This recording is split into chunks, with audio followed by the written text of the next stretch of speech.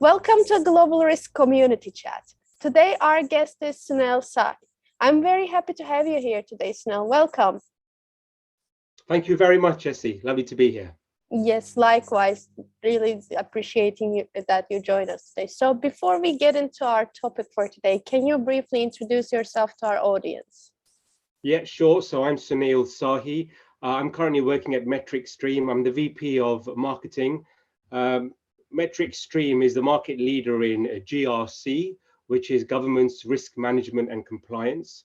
We've been around for over 2 decades and really making sure that we're adding value to our customers when it comes to reg reporting, understanding about all their controls, their cybersecurity and ESG. So lots of things hopefully to talk about. Yeah, super nice. And obviously, I'm very familiar with MetricStream as well. We see your webinars or products a lot, quite often around.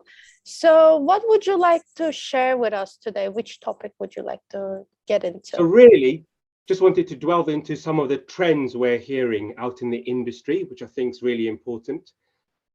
Yeah. Yeah. That seems Fantastic. good. So with that, well, the stage is yours. Let's jump right into it with some key things about it. Yeah, no, absolutely. So just to explain as well, we speak to hundreds of risk managers, whether they are working in CISO roles or chief risk officers, right across the board from compliance. And we're seeing the same 5 main themes come up. One of them is about the interconnected volume and velocity of risk. So everything is connected. If you look at the industry and what's happening in the world, look at the geopolitical landscape, and within Eastern Europe, there is that risk happening, which will cause economic risk, as an example. There's reputational risk when certain companies are trying to come out of there as well. There is cyber risk. This has been spoken about a lot, and I think this is unfortunately going to increase. There's operational risk, enterprise risk, systemic risk, so many risks. The trend is it's all connected. You really don't have one risk that doesn't affect the other risks.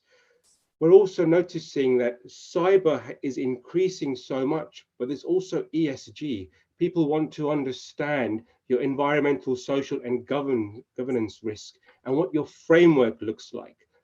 And we're noticing companies that have a purpose and can really explain not just their carbon neutrality or what their plan might be, but also have a purpose on their business they're doing. One is profitability, the other one is how they're trying to help the environment. That's adding a lot of value to their business and attracting interest from shareholders. So that's one bucket of risk. The other one is the peripheral vision of risk.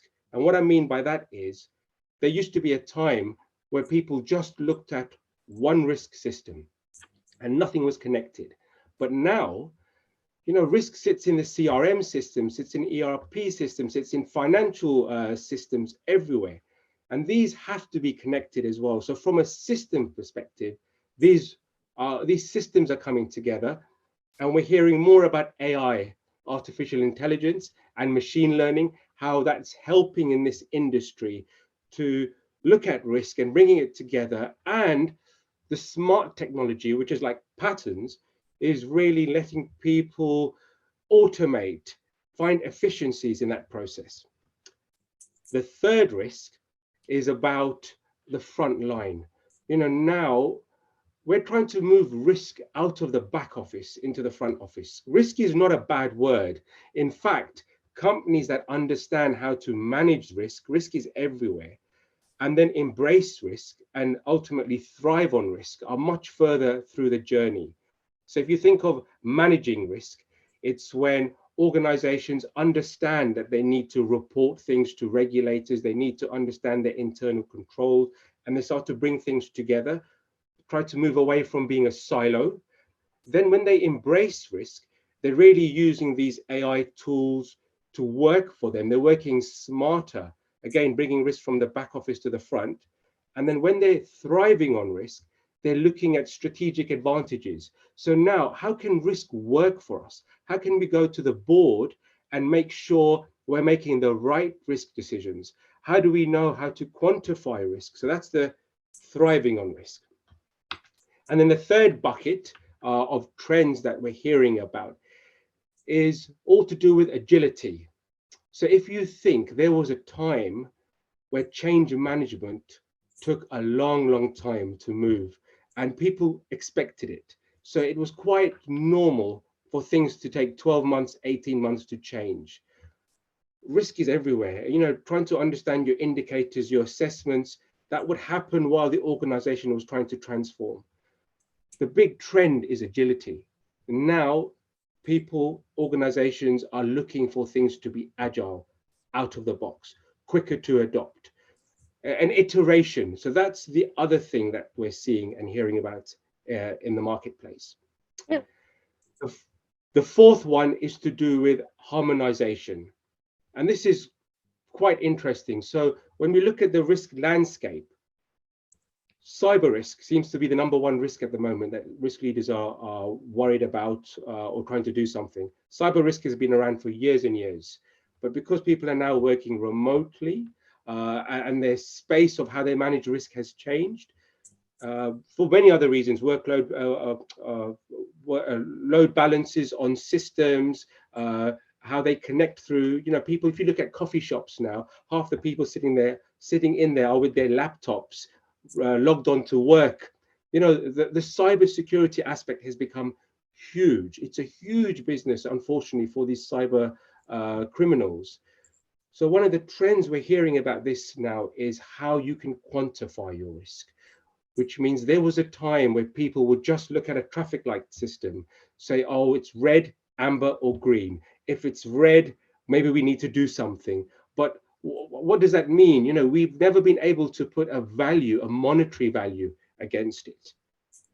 That's changing. Now you can make much better decisions with the board. You can get reports which show you actually your risk exposure is X amount. And if you think about it, if you look at the C-suite of organizations, all other businesses would have to put financial figures in front of the CEO and the shareholders to explain what they're doing, why they need investment.